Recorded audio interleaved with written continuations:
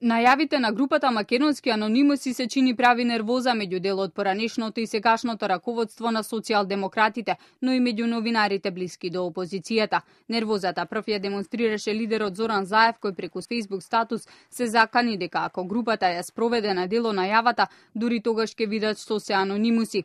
Уредникот на Слободен печат и Плюс Инфо Бранко Геровски уште пред да почне објавувањето на материјалите кои македонски анонимуси тврдат дека ги поседуваат, објави дека неговите медиуми нема да ги пренесат на јавноста.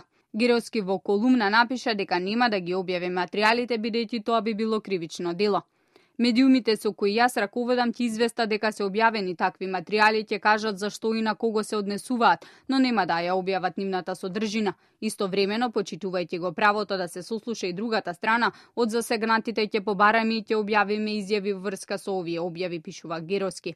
Јавноста се прашува што може да објават македонски анонимуси што предизвикува таква нервоза.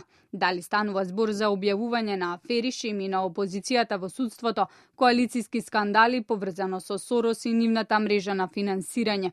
За тоа кој стои зад групата, во јавноста се зборува за повеќе сценарии, меѓу кои дека зад групата стојат лица блиски до Заев, кои имале допир со материјалите кои го поседува лидерот на СДСМ, но не се согласуваат со неговите политики, како и дека зад групата стои лично Заев и на овој начин сака да стави под контрола луѓе од актуелното и поранешното раководство на партијата.